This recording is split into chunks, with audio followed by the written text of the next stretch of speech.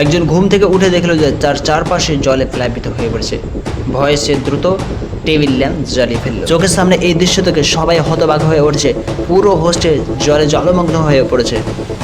সবাই তাড়াহুড়ো করে ছাদের সাইডে বাঁচার চেষ্টা করতে থাকে, কিন্তু পানির স্তর আস্তে আস্তে ক্রমেই বৃদ্ধি পাচ্ছে, আর যার জন্যই একটু পরে জলে ডুবে সবাই তারা মারা যাবে। ঠিক তখনই ওয়েল বলে উঠল যে টয়লেটে তাজা অক্সিজেন রয়েছে, এবং ওয়েলের কথা শুনে সবাই তারা পাইপের মাধ্যমে শ্বাস প্রশ্বাস নেওয়ার জন্য টয়লেটের দিকে সাঁতার কাটতে থাকে, যার ফলে তারা সকলেই বাইরের টাটকা বাতাস শ্বাস প্রশ্বাস হিসেবে নিতে পারে। সবাই যখন শ্বাস প্রশ্বাস নেওয়ার জন্য ব্যস্ত হয়ে ওঠে, তখন কিন্তু ওয়েল একটি বড় আয়নার দিকে সাঁতার কেটে যেয়ে ঘুষি মারতে থাকে, আর মুহূর্তের মধ্যেই কিছুবার বার করার মাত্রই আয়নাটি ভেঙে পড়ে, আর প্রচণ্ড জ্বরের স্রোতে সবাই তারা ছিটকে পড়ে। টাকমাতার লোকটি খাতায় যেন সময় কাউন্টিং করতে থাকে। মুহূর্তের মধ্যেই তাদের জীবন সঙ্গে সঙ্গে বেঁচে যায়।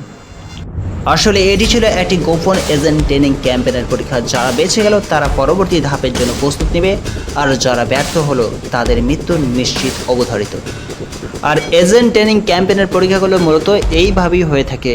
প্রত্যেকটা ধাপে ধাপে তাদের ঝুঁকি সম্পূর্ণভাবে বুদ্ধিকে কেন্দ্র করেই কিন্তু কাজে লাগিয়ে সামনে এগাতে হয়।